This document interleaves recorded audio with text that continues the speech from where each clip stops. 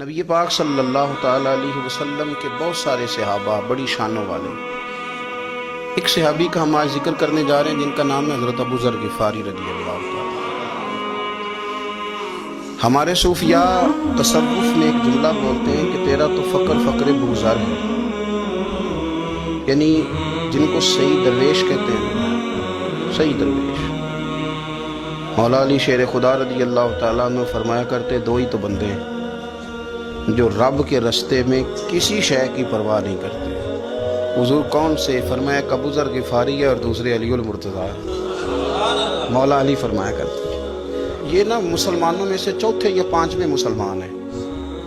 شروع سے ایک سلیم الطبع آدمی، کچھ لوگ طبعاً بڑے نفیس ہوتے ہیں، طبعاً ہی اللہ کی طرف سے شروع سے ہی.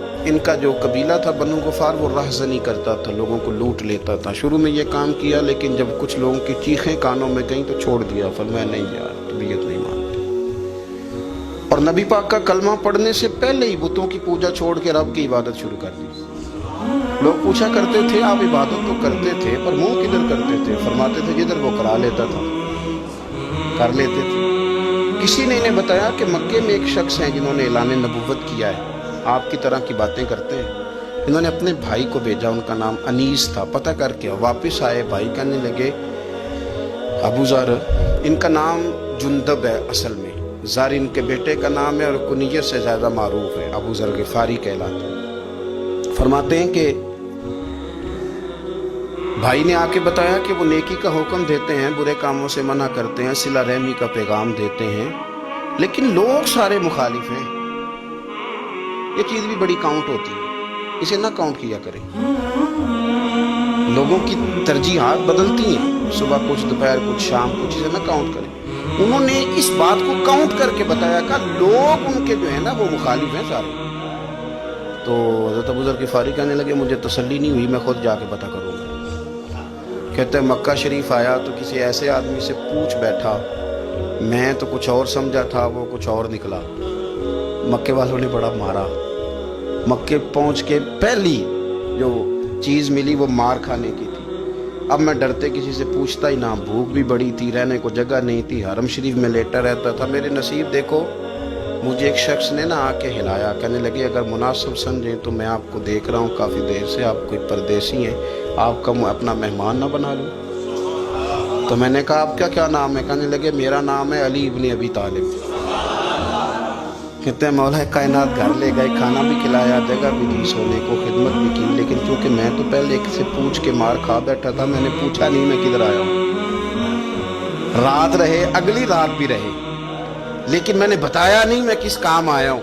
حضرت ابو ذر غفاری رضی اللہ تعالیٰ عنہ کہتے ہیں خود ہی مولا علی نے پوچھا بتا سکتے ہو کیسے آئے ہو؟ میں نے کہا رات رکھ لو گے. فرمایا بڑا کشادہ سینہ دیا رب نے مجھے. تو بات تو کہنے لگے یار میں تو محمد مصطفیٰ کی زیارت کرنے آیا صلی اللہ تعالی علیہ وسلم. یہ بے نیاز لوگوں میں سے ہیں حضرت سیدنا ابو ذر غفاری. میں حضور کی زیارت کے لیے. حضرت علی کہنے لگے سویرے لے چلوں گا.